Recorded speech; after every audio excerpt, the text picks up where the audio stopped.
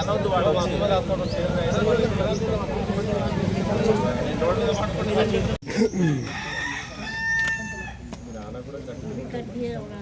Doubt ఏంటంటే అన్న, ఒక చిన్న డౌట్ అన్న, L3 ఉన్నారని వాళ్ళు భయపడుతుంది. అయిపోయింది సార్, మీరు చెప్తే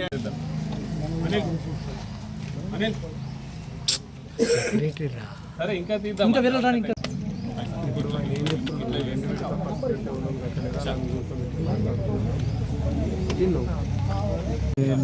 మరి 16 ఇప్పుడు అయ్యేదాకా కొడుతూనే ఉండు.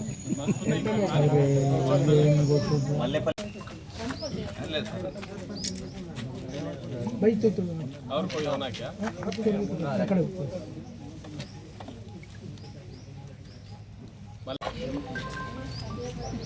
करंट शॉट ऑफ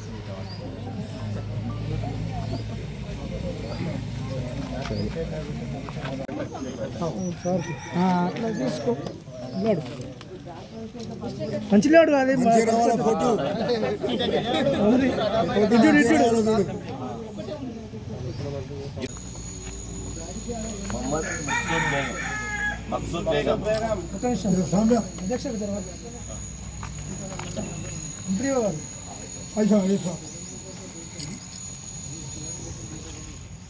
ఈరోజు వీరన్నగుట్ట గ్రామంలో 16 లబ్ధిదారులకు గాను హౌసింగ్ శాంక్షన్ పత్రాలు ఇవ్వడం జరిగింది.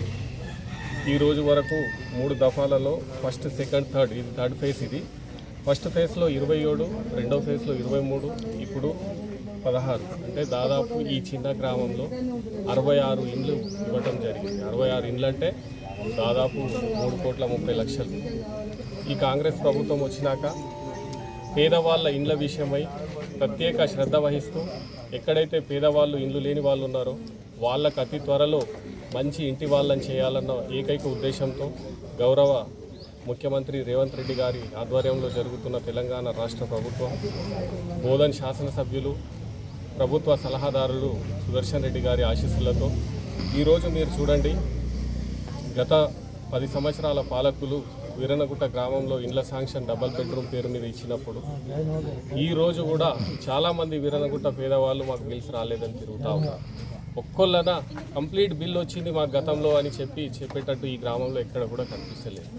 కానీ ఈ విషయంలో మాత్రం కాంగ్రెస్ ప్రభుత్వం మనం వచ్చినాక ముఖ్యమంత్రి రేవంత్ రెడ్డి గారికి మీ ఆశీస్సులు తీసుకున్నాక ఈ 2 ఇయర్స్లో ఎక్కడ కూడా నిరుపేదలు మాకు రేషన్ కార్డు లేదు అని అన్న ప్రతి ఒక్కళ్ళకు కూడా వీరన్నగుట్ట గ్రామంలో, ఉదాహరణకి ఈ వీరన్నగుట్ట గ్రామంలో చాలామంది ఆ రోజులలో NSF ఫ్యాక్టరీ మూలంగా లేబర్ పని చేసుకుంటూ వచ్చినారు. వీళ్ళంతా ఈరోజు వీళ్ళందరూ పేదవాళ్ళు కాబట్టి ఆ రోజు ఇంద్రమ్మ, ఉమ్మడి ఆంధ్రప్రదేశ్లో ఇంద్రమ్మ పేరు మీద పక్కనున్న కాలనీ మొత్తం కాంగ్రెస్ ప్రభుత్వం జాగా తీసుకుని ఇండ్లు కట్టించింది. ఆ తర్వాత 10 ఏళ్లలో ఎవరైతే పిల్లలు పెద్దగా అయ్యారు, మళ్ళీ ఇంటి సమస్యలు వచ్చినాయి అన్నప్పుడు దానికి ఈరోజు 66 ఇండ్లు మీ అందరి సమక్షంలో ఈరోజు వీళ్ళని చూడండి.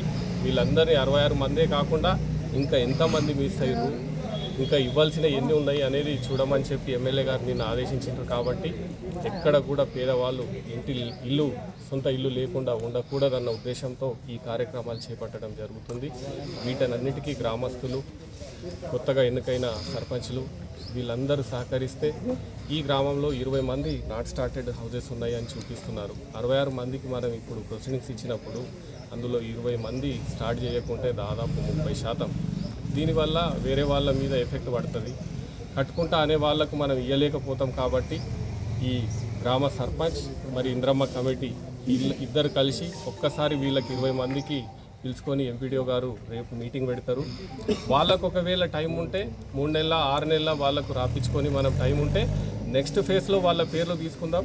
ఈ ఫేజ్లో ఈ 20 మందికి బదులుగా ఇంకో 20 మంది ఇప్పుడు తొందరగా స్టార్ట్ చేస్తాం అనుకునే వాళ్ళకి ఇచ్చేద్దాం.